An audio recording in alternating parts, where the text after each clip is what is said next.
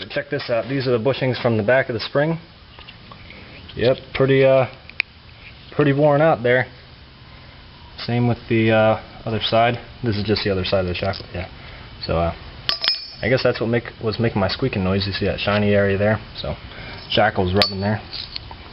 Yep, slightly worn out bushings there. But yeah, these shackles themselves look good. I mean, the nuts came right off. I've heard horror stories about this, but it's going pretty easy for me. I really hope you're as lucky as I am, and you don't have any issues with rust. Alright, I'm just going to go do the other side exactly the same off camera.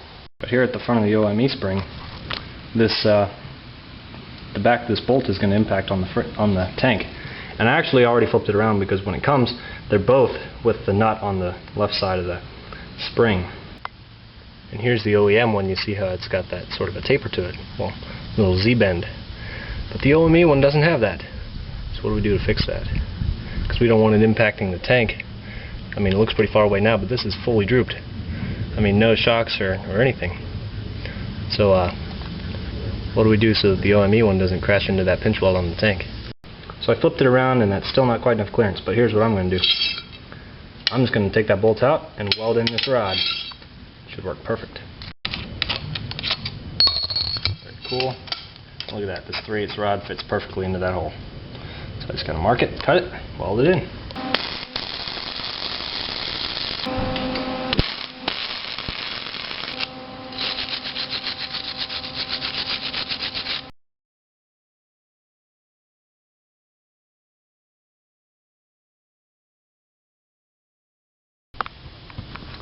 Looking good. I also painted the OME spring that's going to go on the passenger side, where I welded up that little rod there. That way it doesn't rust. I guess now is the time to start mounting up the OME spring. We'll mount it up on the driver's side first while we wait for the passenger side to dry. Alright, so I'm going to get some grease. Grease up the inside of this hole here. We'll grease these up as well. And just slide them right in.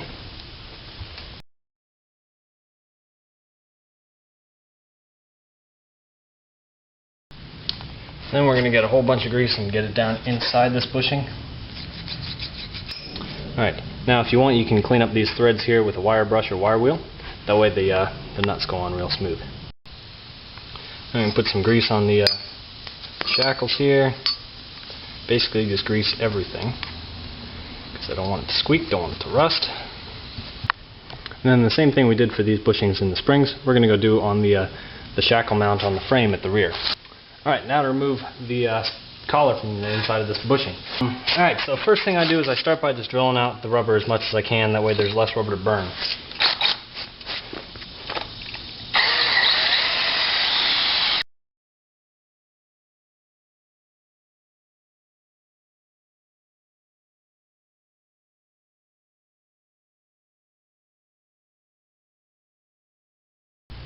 Alright, so here it is. I just got it with the wire wheel. So anyway, now we're ready to push it into the front of our new spring. So we'll just get it started there and push it the rest of the way in.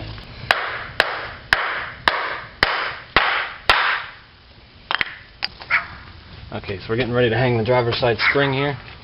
Here's the bolt that goes in there. I wheeled this down. You can't really tell, but just to get the big stuff off. Made sure to clean up the threads good. So I'm going to cover this in grease so that it doesn't get stuck in there.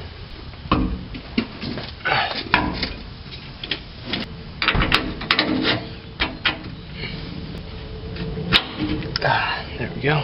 We'll just thread the nut onto the back. Now let's go to the shackles. Alright, the outer plates of the shackles face the outsides of the vehicle. So we'll slide this guy into here, and then we'll just lift the spring up.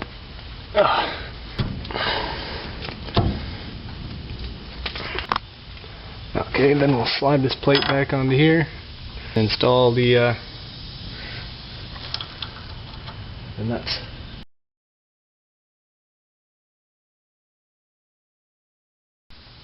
Alright, now I'm going to do the final tightening on these.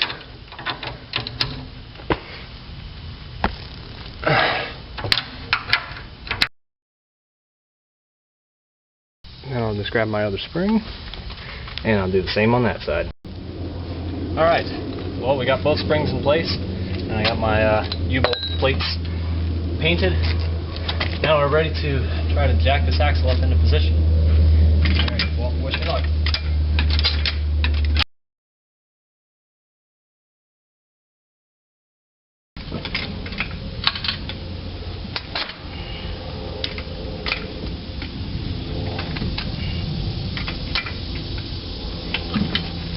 Bingo!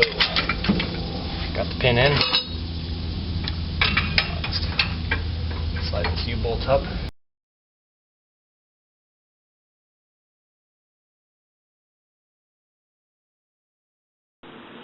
Alrighty, well, battery in that camera, in my other camera died, so now we're using this one. Hopefully the quality is okay enough.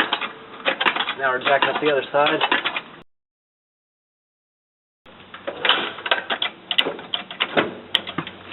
And it's in. I love that feeling. So put the U-bolt plate there, slide the U-bolt up through it.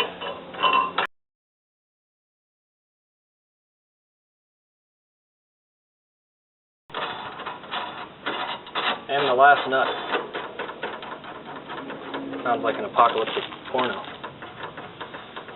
Alright, cool. Now let's lower this jack down. Now I'm going to center this U-bolt so it's straight up and down. Like such. And then tighten down the nut. But what do you know? It's 22. Which is good because that's the only deep impact or deep socket I have.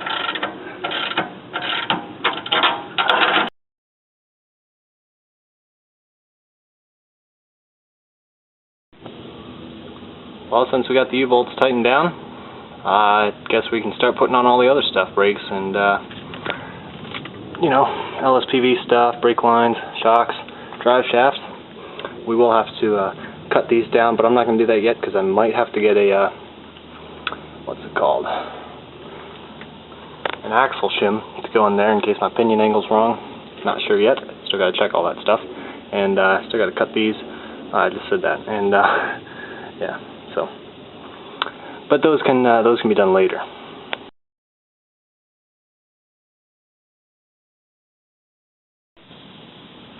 Install is the reverse of removal, as they say. So, already got most of this stuff hooked back up here, as you can see. Should be pretty simple. We'll have to bleed the brakes since I had the wheel cylinders disconnected. Got the parking brake hooked up. Still need to get cotter pins for that. All this hardware has been bolted back up to the axle. I need to tighten down this hose clamp here. And then hook up the shocks and try it out. Another thing to keep in mind is that originally the lower shock mounted to a stud on that U-bolt plate, but now there's no stud, so you're going to have to buy a bolt. And you should also buy a collar to go in there to keep from crushing this bushing and bending these tabs over, because then you'd have a real hard time getting it off and an even harder time getting the new one on. Alright, I guess we'll put the wheels back on.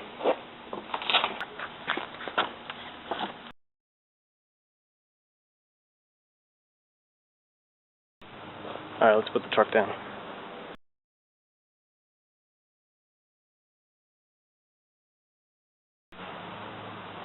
So there it is. I've read online on Yodotech and that sort of thing that the rear springs will settle a little bit, about an inch or so, and I'm guessing that will probably look pretty good if that happens.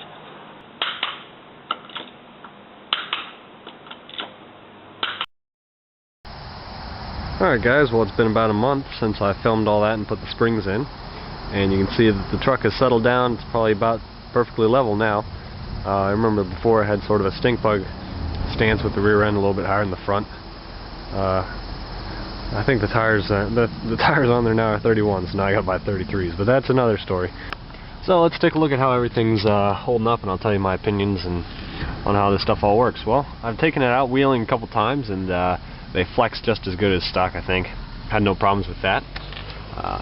Held up fine, no squeaking or weird noises.